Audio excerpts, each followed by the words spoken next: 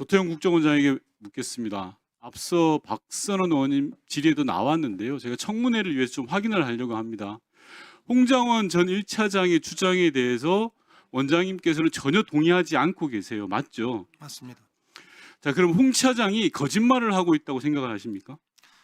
이렇게 답을 하겠습니다.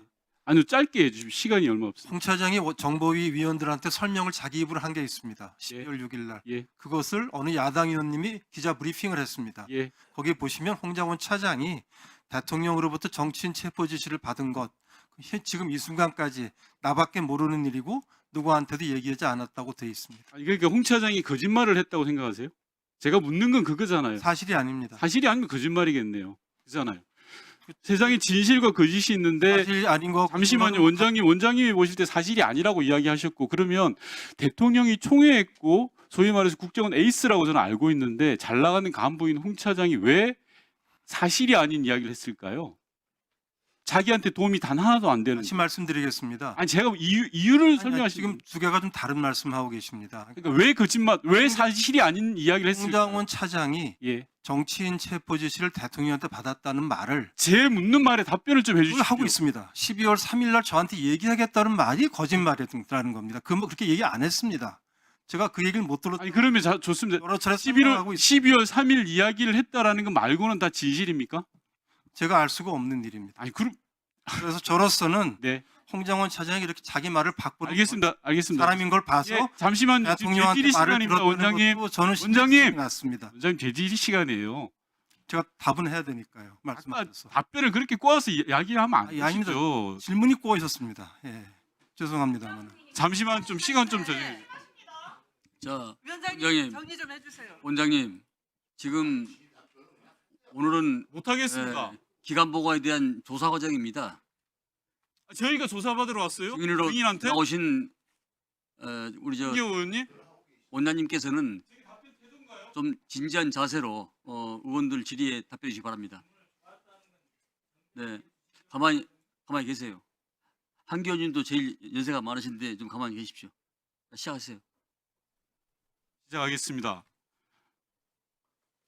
조태용 원장님, 질문을 꼬은 게 아니고요. 제가 볼 땐 답변을 꼬아서 교묘하게 빠져나가는 거라고 생각합니다. 시간 멈춰주시고 선관위 사무총장님 나와주십시오. 예.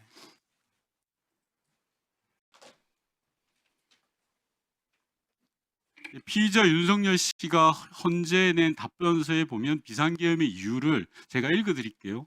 대통령으로서의 국정원의 보고를 받고 민주주의 핵심인 선거를 관리하는 전산 시스템이 이렇게 엉망이다.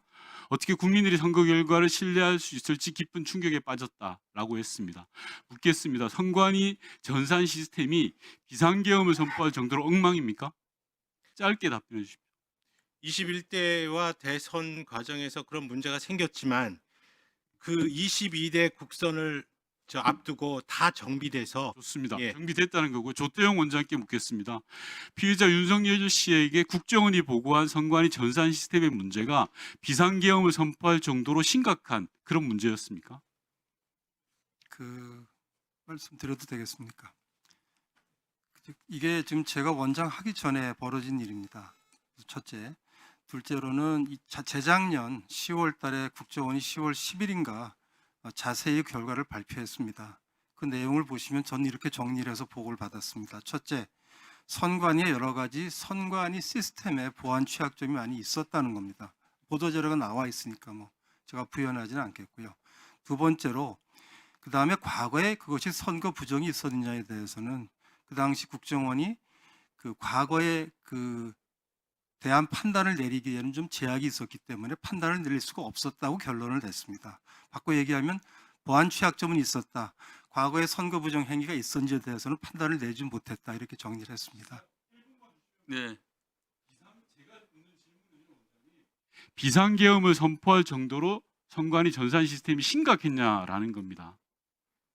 심각한 건가요? 비상계엄을 선포할 정도로. 아니, 피의자 윤석열 씨의 답변서가 그래서 묻는 겁니다. 지금 과거에 원장님께서 그 일을 안 하셨지만 지금 그 기관의 장이잖아요. 그럼 다 보고를 받으셨을 거 아닙니까? 비상계엄이라는 엄청난 일이 벌어졌잖아요. 어떻게 생각하시냐는 겁니다. 선관위 전산 시스템이 비상계엄을 선포할 정도로 정말 심각하고 엉망이냐 이걸 여쭙는 겁니다. 그건 제가 판단하기 상당히 어려울 것 같습니다. 예, 됐습니다. 정말 답답합니다. 대한민국 국가정보기관을 책임지시는 분의 답변이라고 저는 생각하고 좀 쉽지 않은데요.